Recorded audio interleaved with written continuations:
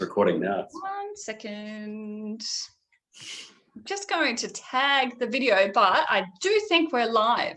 So here today I am with Graeme. Now, for those that don't know who Graeme is, Graeme's actually one of the Mind Blank workers. He wears multiple hats for us, actually. Graeme has a creative hat, and he's also been helping some of the back end of the Mind Blank work that we do. But I just wanted to introduce Graeme today as a human being and a person. Yes, he has supported us so much throughout the time of his engagement with Mind Blank, but for those that have been watching our journey, you would know that one of the initiatives I am trying to run this year is to give you guys a bit of a behind the scenes. Who are we? One of the campaigns for engagement is 100 stories. So I'm interviewing you today, Graeme. Would you like to introduce yourself? Yeah, hi, thanks, Ellie. My name's Graeme Rhodes, and as Ellie said, I work with Mind Blank. I do wear several different hats. I'm not wearing a hat at the moment, as you can see. But so I'm an actor, basically a freelance creative. I do lots of different things. As actors do, we throw ourselves all over the place to stay alive. Yes, for sure. And one of the things that you've been helping support us with has been the mental health in the workplace program. So some of our stakeholders may remember you from that. And yeah, so it's been a few years you've been working with corporate role play, but as well as doing forum theatre, which is fantastic to have you on our team. Thank you. It's great to be on. It's great to be on the team. So part of the 100 Stories campaign is to just share a different angle. I tend to find that promotion campaigns for mental health, particularly suicide prevention, tend to be deep, dark and triggering, you know, very somber. I wanted to kind of flip that over and think of the idea of providing that angle of hope. And as you're aware, in the Mind Blank programs, we often use humor to kind of lighten things up, to bring a safe space to have conversations. So by sharing some of this insight, we may actually be able to help other people along the way. So my first question to you is, why prevention? Of course, Mind Blank's a mental health promotion charity, and we're all about prevention of mental illness. So answer me, why do you think investing in prevention is important? I think investing in prevention is really important for a number of reasons. The one that leaps to mind first up is that if we intervene before mental health becomes ingrained or an issue, perhaps like culturally, like a part of the culture of a workplace, there's a subject that's really hot at the moment, culture of workplaces. But I suppose just briefly, we're creatures of habit, and I think we can. Mental health can creep up on us, like mental ill health can creep up on us, and we start to wear it, and it starts to be us. It starts to inhabit our physiology. And it becomes the way that more than just what we feel, but the way we live, etc. And the more that we live with that, the longer we live with it, the harder it is to shift. I think so. Intervening really early on, I think, is a lot easier than, you know, picking up the pieces further down the track or trying to shift this habit or ingrained culture of that promotes or leads to bad mental health. Yeah, sure. I like what you said there in terms of, I know you were referring to a workplace, but still the act early, right, to intervene so that the culture isn't necessarily embedded. And I know that I've had conversations with you many times that we've talked about what type of workplaces would be ideal for us to work with. And there was that concept of when you're running on a treadmill, we end up being crisis response, and you know, things keep happening, but it's like, I don't have time to get off this treadmill because it keeps happening, you know. But if we are able to step off that treadmill and have a look at what we can do to start wedging that angle of prevention in, we can start to encourage those conversations earlier. So just advocating what you've already said, just using different words, but that's fantastic insight there. The second question I have for this campaign is, what's your message of hope? We tend to find that, you know, we are all, as individuals, we have different stories to tell, and some people have been affected by COVID really strongly and are still potentially affected. And I know a lot of creative artists, for example, are in that boat. You know, how many gigs got cancelled last year?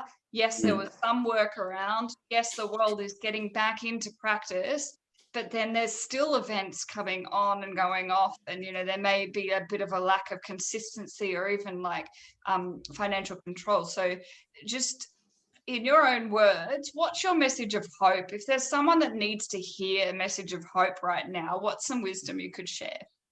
Well, that's a really tough one. Because I'm thinking that, you know, when you said that if someone out there really needs to hear a message of hope, I know that I'll get to the hope in a moment, but I know it's struck me over the last year particularly that when dealing with people who have got themselves through whatever circumstances into a place of perhaps not coping, it's really hard for that person to hear a message of hope. It's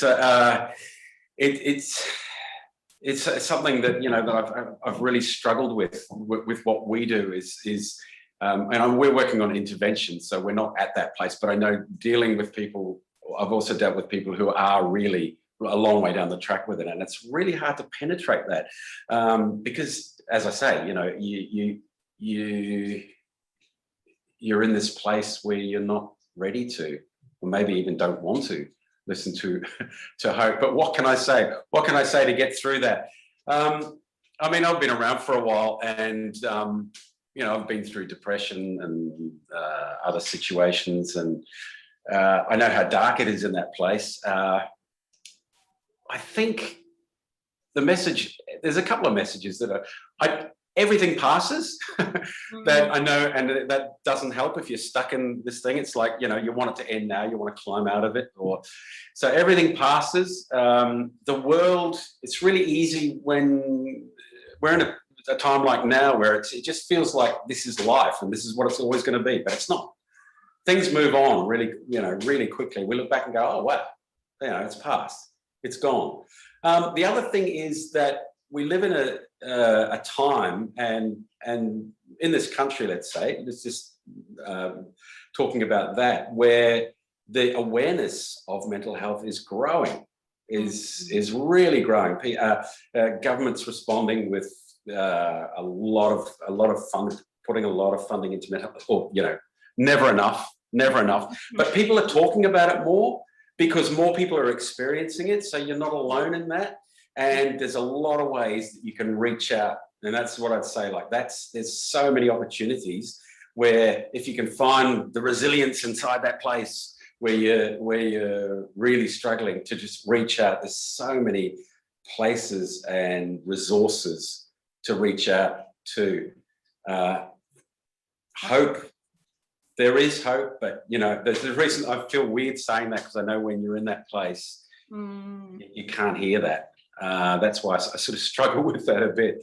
But we live in a good place where there are a lot of resources. There's a lot of help, and so yeah, I'd even go further and just reach out to the people around. That, you know, we all need to look out for each other at the moment. Yeah, because just you know, bouncing off that thing of when people are in that place, it's a place of isolation.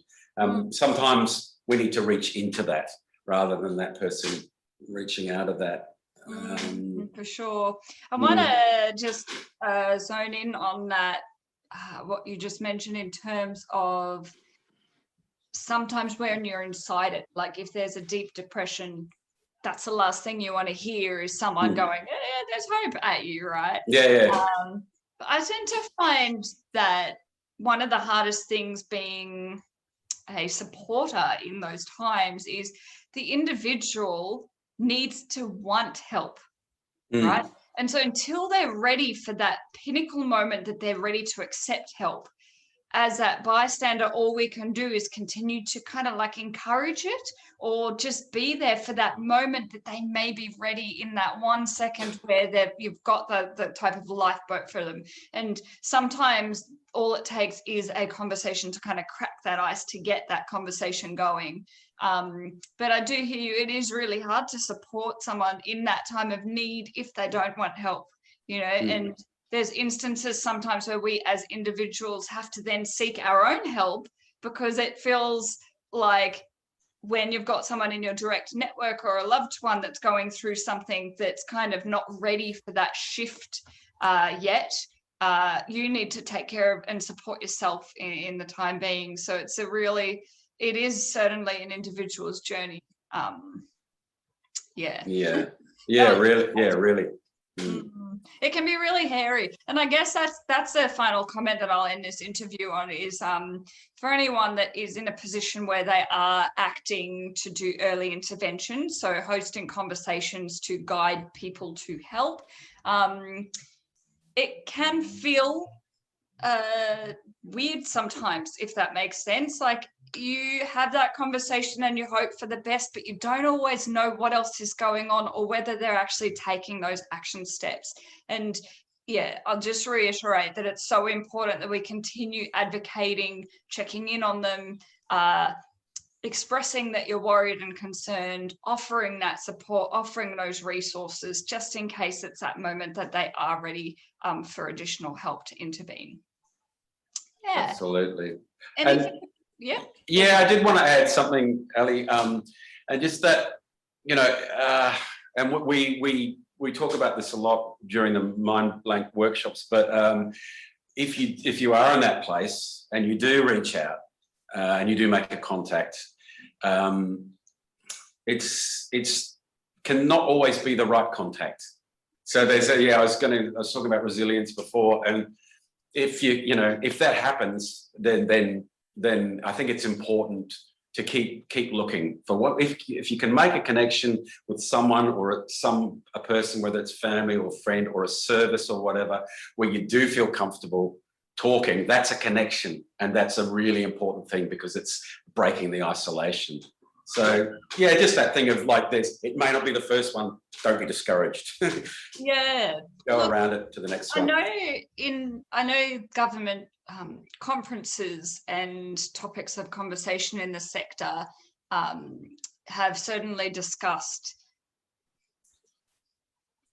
first response. So sometimes when someone is ready to seek help, they'll just ask anyone around them. And it is important that we as citizens in the community know how to respond.